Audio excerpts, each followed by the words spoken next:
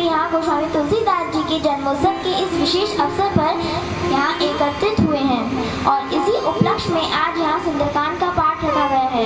आपको बताते हुए मुझे बड़ा हर्ष हो रहा है कि श्री रामचरितमानस गोस्वामी तुलसीदास जी की एक सुप्रसिद्ध काव्य रचना है। तुलसीदास जी एक वैरागी साधु, हिंदी साहित्य के महान कवि, साहित्यकार एवं दार्शनिक थे। उन्होंने अपने जीवन में राम भक्ति में लीन रहकर अनेकों ग्रंथों की रचनाएं की। आपकी जानकारी के लिए बता दूं कि रामचरितमानस को आपकी जानकारी के लिए बता दूं कि श्री रामचरितमानस को विश्व के सर्वश्रेष्ठ काव्यों में 46वां स्थान प्राप्त है। अब मैं आपको तुलसीदास जी के चरित्र के बारे में बताने जा रही हूँ। ऐतिहासिक जानकारी के अनुसार इनका जन्म सन 1532 में राजापुर जिले के चित्रकूट के पास बांदा में हुआ था। इनके पिता का नाम आत्माराम दुबे और इनकी माता का नाम तुलसी दुबे था।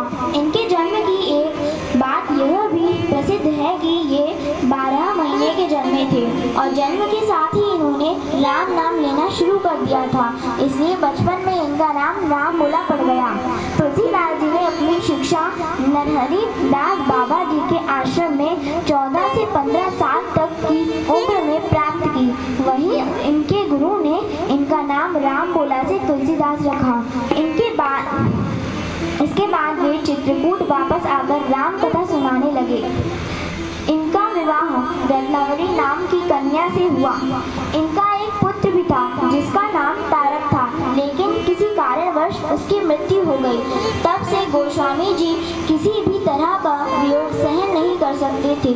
एक दिन उनकी पत्नी उन्हें बिना बताए मायके चली गई, तो तुलसीदास जी उन्हें लेने रात को ही अपने ससुराल चले गए, जिसके कारण इनकी पत्नी को बहुत शर्म महसूस हुई और वह गोस्वामी जी पर क्रोधित होकर बोली, आप मेरे इस मांस और हड्डियों से बने शरीर से जितना मोह कर रहे हैं, उतना मोह भगवान राम से करेंगे तो आपको अमरता और भगवान राम का प्रेम मिल जाएगा।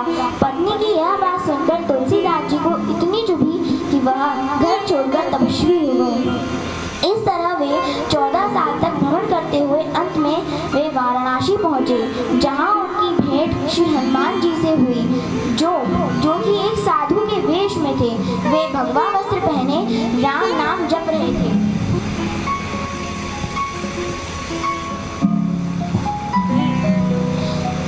उन्हें देखते ही तुलसीदास जी ने उन्हें पहचान लिया और कहा कि मैं आपको जानता हूँ, आप कौन हैं? अब आप मुझे छोड़कर मत जाइए। साधु ने उन्हें आशीर्वाद देते हुए कहा कि जब तुम चित्रकूट जाओगे तो तुम्हें वहाँ भगवान राम के दर्शन होंगे। चित्रकूट के घाट पर भई संतन की भीड़, तुलसीदास चंदन घिसे तिलक करे रघुवीर। यह घटना कुछ इस प्रकार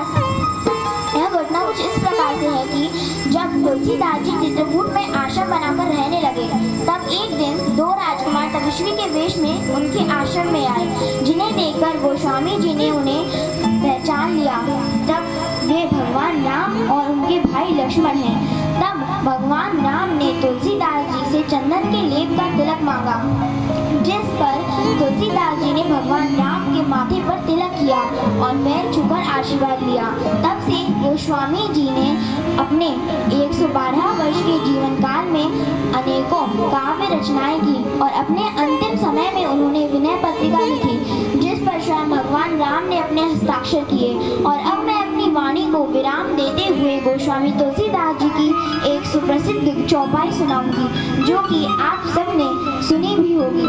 सिया राममय सब जग जानी,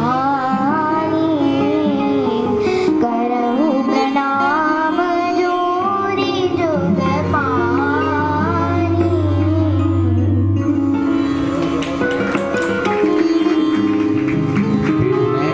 गोस्वामी जी महाराज जी के चरित्र पे बहुत ही सुंदर, बहुत ही अच्छे ढंग से प्रस्तुत किया। अगली बार और अच्छी तैयारी करेंगे। और मेरा कृष्णा ग्रीन निवासियों से निवेदन है कि यदि अपने बच्चों की ऐसी रुचि हो तो उनको प्रोत्साहन करना चाहिए। अपने यहाँ मंदिर में उत्सव होते रहते हैं, उनका कार्यक्रम कार्यक्रम होना चाहिए ताकि बच्चों को प्रोत्साहन हो। ये बच्चे एक झूला का पद भी गाएगी है। आ जाओ दोनों, आ जाओ।